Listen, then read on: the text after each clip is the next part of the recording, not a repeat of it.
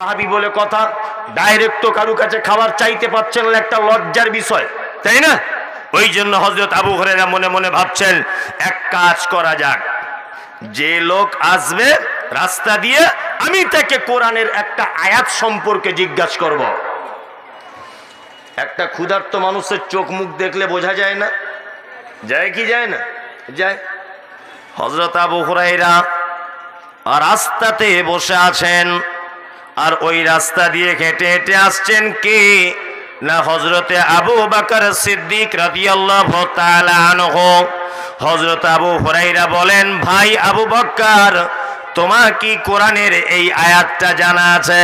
হযরত আবু বকর বলছেন, হ্যাঁ। আবু বকর কোরআনের আয়াতটা বলে দিয়ে তিনি রাস্তা ধরে চলে যেতে লাগলেন। আবু হুরায়রা ভাবছেন, আবু বকর মনে হয় ব্যাপারটা বুঝতে পারল না যে আমি ক্ষুধার্ত। হযরত ওমর রাদিয়াল্লাহু তাআলা আনহু ওই রাস্তা দিয়ে হেঁটে হেঁটে আসছেন। আবু হুরায়রা বলছেন, ডাইরেক্ট খাবার চাইতে পারলাম না, আমি দ্বিতীয়বার হযরত ওমরকে বললাম, ভাই ওমর, কোরআনের এই আয়াতটা সম্পর্কে কি আপনার জানা আছে? হযরত ওমর কোরআনের আয়াতটা বলে দিলেন, আবার রাস্তা ধরে যেতে শুরু করে দিলেন। আবু হুরায়রা ভাবছেন, মনে হয় আর খাওয়া হলো না। ওই রাস্তা দিয়ে আসছেন বিশ্ব নবী জনাবে রাসূলুল্লাহ সাল্লাল্লাহু আলাইহি ওয়াসাল্লাম। আবু হুরায়রাকে দেখি আল্লাহর নবী মুচকে হেসে দিলেন, মানে বুঝতে পারছেন আল্লাহ রাসূল যে বেচারার খুব খিদে লেগেছে। আবু হুরায়রা বলছেন, আল্লাহ রাসূল আমাকে বাড়িতে যাওয়ার জন্য ডাকলেন। আল্লাহ রাসূল আগে আগে হাঁটছেন, আমি আল্লাহ রাসূলের পিছনে পিছনে হাঁটছি, পিছনে পিছনে হাঁটছি আল্লাহ রাসূলের। আল্লাহ রাসূল বাড়ি ঢুকে গেলেন, গিয়ে আমার জন্য বললেন, আবু হুরায়রা, আরে বরকতের খানা পেয়ে গেলাম আজকে। আবু হুরায়রা বলছেন, আল্লাহ রাসূলকে দেখলাম একটা পিয়ালাতে করে কিছু খাবার এনেছেন। এসে বলছেন আবু হুরায়রা, বরকতের খাবার, দুধ, এক পিয়ালা দুধ। আবু হুরায়রা মনে মনে ভাবছেন যে এক পিয়ালা দুধ 2-3 দিন খাওয়া হয়নি, আর কি হবে, এ তো আমার পেটের এক কোনায় পড়ে থাকবে। আল্লাহ নবী আবু হুরায়রাকে বলছেন, আবু হুরায়রা এক কাজ করো তো, আসহাবে সুফফাতে যতজন সাহাবী আছে সবাইকে ডেকে আনো, যাও।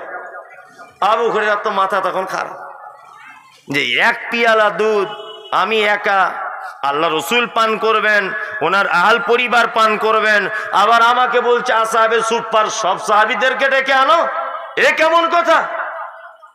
নবীজি বলেছেন বলে কথা। আবু হুরায়রা যাচ্ছেন বটে, মনের দিক দিয়ে ফিরি নাই। আস্তে আস্তে চলে গেলেন, আসহাবে সুফফার সমস্ত সাহাবীদেরকে ডেকে আনলেন। আল্লাহ নবী সাল্লাল্লাহু আলাইহি ওয়াসাল্লাম আসহাবে সুফফাদেরকে যখন ডেকে এনেছেন, প্রায় 150 জনের মতো সাহাবী আসহাবে সুফফাতে ছিল। কতজন? 150 জনের কাছাকাছি সাহাবী আসহাবে সুফফাতে ছিল। আল্লাহ রাসূল এক এক করে সবাইকে বললেন, নাও দুধ পান করো। একজন সাহাবী দুধ পান করলেন। আবু হুরায়রা ভাবছেন, তাহলে আমার আর হলো না। আর একজন পান করলেন। আবু হুরায়রা ভাবছে, আমার আর হলো না। আর একজন পান করলেন। আবু হুরায়রা বলছেন, আল্লাহর নবীর সাথে আমি এলাম, আমি হকদার বেশি, কিন্তু আল্লাহর নবী আমাকে দুধ পান করার কথা বলে না। 150 জনের কাছাকাছি সাহাবী সবার দুধ পান করা হয়ে গেল। আবু হুরায়রার মনটা বড় খারাপ যে আমি তাহলে ক্ষুধার্ত অবস্থায় থেকে যাব, আমার আর হলো না। বিশ্ব নবী বলছেন, আবু হুরায়রা রে, তুমি দুধ পান করো। হযরত আবু হুরায়রা বলছেন, একবার দুধ পান করলাম, আমার পেট পরিপূর্ণ হয়ে গেল। বিশ্ব নবী বলছেন, আবু হুরায়রা তুমি দুধ আবার পান করো। আবু হুরায়রা বলছেন, আবার দুধ পান করলাম। বিশ্ব নবী বলছেন, আবার পান করো। আবু হুরায়রা বলছেন, আল্লাহর নবী গো, আমার পক্ষে আর সম্ভব নয়, আমার পেটে জায়গা নাই। হযরত আবু হুরায়রা বলেন, বিশ্ব নবীর পিয়ালাতে যতটা দুধ আমি প্রথমে দেখেছি, ততটাই দুধ এখনো পর্যন্ত রয়েছে, এখনো পর্যন্ত রয়েছে। এর নাম হচ্ছে মুজিজা রাসূলের জন্য। কি বললাম বুঝলেন? আল্লাহ রাসূলের কি মুজিজা। যদি অলৌকিক কিছু ঘটনা যদি বলতেই হয়, হাদিস এবং কোরআন থেকে আমরা বলবো গাদা গাদা এরকম ঘটনা রয়েছে আল্লাহ নবী সাল্লাল্লাহু আলাইহি ওয়াসাল্লাম এবং ওনার সাহাবীদের জীবনে। নেই? আছে না নেই? এই হাদিস থেকে শিক্ষা কি পেলেন? হাদিসটা তো শুধু শুনলেন আর মুচকে মুচকে হাসলেন, আর লাস্টে সুবহানাল্লাহ বললেন। শিক্ষা কিছু পেলেন? এখানে এক নম্বরের শিক্ষা হচ্ছে এই, তখন মুহাম্মদ সাল্লাল্লাহু আলাইহি ওয়াসাল্লাম মদিনার রাষ্ট্রীয় প্রধান, অর্থাৎ তিনি মদিনার মুখ্যমন্ত্রীর দায়িত্বে রয়েছেন। আর ওদার অধীনস্থে ছিল আসহাবে সুফফা। এক পেয়ালা দুধ আল্লাহ নবী সাল্লাল্লাহু আলাইহি ওয়াসাল্লাম চাইলে নিজে এবং নিজের পরিবার ভাগ করে খেয়ে নিতে পারতেন। তিনি যদি চাইতেন হযরত আবু হুরায়রাকে দিয়ে এই দুধটা খতম করে দিতে পারতেন, কিন্তু দায়িত্বশীল মানুষের কাজ দেখুন। আল্লাহ নবী সাল্লাল্লাহু আলাইহি ওয়াসাল্লাম আবু হুরায়রাকে বলছেন, আসহাবে সুফফাতে যতজন সাহাবী আছে সমস্ত সাহাবীদেরকে ডাকো, এই দুধ পান করবে। দুধ কতটা? এক পেয়ালা। এক পেয়ালা দুধ সবাইকে ডেকে আনো, পান করবে। এর নাম হচ্ছে নেতা। এর নাম কি? এর নাম নেতা। নেতার অধীনে যত লোক আছে নেতা তাদেরকে বাদ দিয়ে খেতে পারছে না। আর আমাদের ওর থেকেও বড় নেতা আমাদের গ্রামগঞ্জে আছে। 30 বস্তা চাল এসেছে, 13 বস্তা ডাক বাংলার মোড়ে বিক্রি করে দিয়েছে। এখনকার নেতারা তো আবার গরিব মানুষের পায়খানা ঘরের টাকা মেরে দিচ্ছে।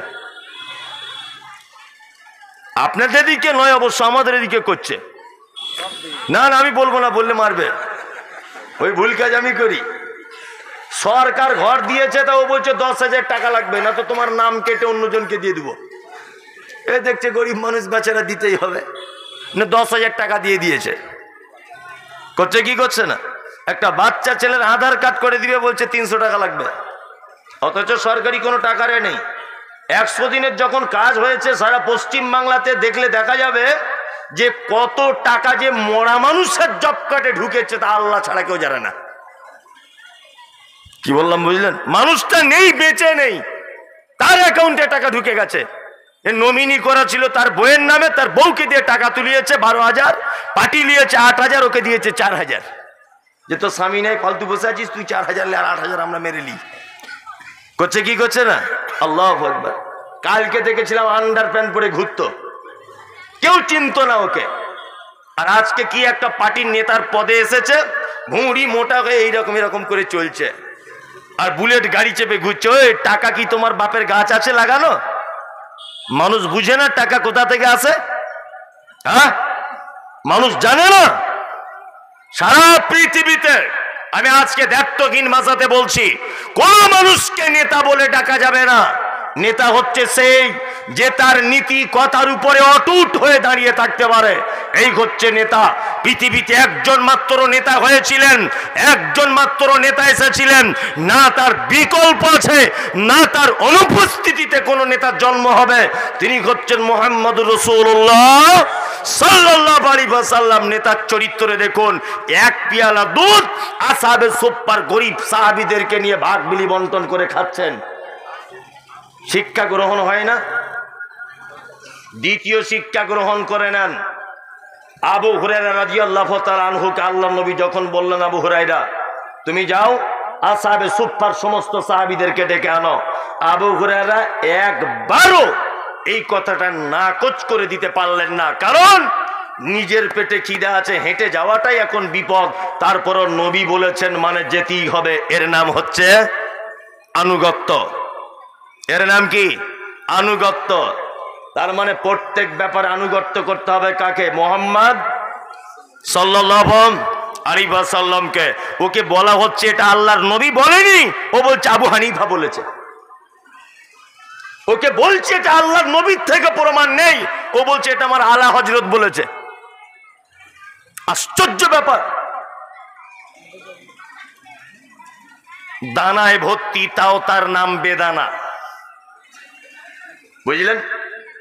দানায় ভিতরে ভর্তি, তারপরেও তার নাম কি? বেদানা, তাই না? ঠিক তেমন বেদাতে ভর্তি, তবুও দলের নাম দিয়েছে আহলুস সুন্নাতুল জামাত। মানে বেদাত ওর পেটে একদম গজগিজ গিজ গিজ গিজ গিজ করছে, তবুও নাম দিয়েছে সুন্নাতুল জামাত। তুই যদি সুন্নাতুল জামাত হবি, তার বেদাতের জামাত কারা? হ্যাঁ, বিয়াদবির তো একটা সীমা থাকে। বড় বড় আলেমরা বসে আছে, আমি সবার থেকে কম লেখাপড়া জানি, যে তত্ত্বগুলো পেশ করছে আপনি আমার তত্ত্বগুলো কেটে দেন দেখি, তবেই বলবো বাপের বেটা। এক, মুহাম্মদ সাল্লাল্লাহু আলাইহি ওয়াসাল্লাম পৃথিবী থেকে চলে গেছেন 11 হিজরিতে। কত হিজরিতে? 11 হিজরিতে। পৃথিবী থেকে চলে গেছেন। ইমাম আবু হানিফার জন্ম হয়েছে ৮০ হিজরিতে, মানে আল্লাহর নবী সাল্লাল্লাহু আলাইহি ওয়াসাল্লাম পৃথিবী থেকে চলে যাবার ৬৯ বছর পরে ইমাম আবু হানিফা রাহিমাহুল্লাহর জন্ম হয়েছে। মায়ের পেট থেকে নিশ্চয়ই তিনি ইমাম হননি, অন্তত 10টা বছর পড়াশুনো করতে হয়েছে। হয়েছে কি হয়নি? 10 বছর পড়াশুনো করে তিনি ইমাম হয়েছেন। তার মানে আল্লাহ নবী সাল্লাল্লাহু আলাইহি ওয়াসাল্লাম মারা যাবার ৭৯ বছর পরে ইমামের দায়িত্ব পেয়েছেন আবু হানিফা রাহিমাহুল্লাহ। ১৫০ হিজরিতে তিনি মারা গেছেন। ১৫০ হিজরিতে জন্ম হয়েছে কার? ১৫০ হিজরিতে জন্ম হয়েছে ইমাম শাফির।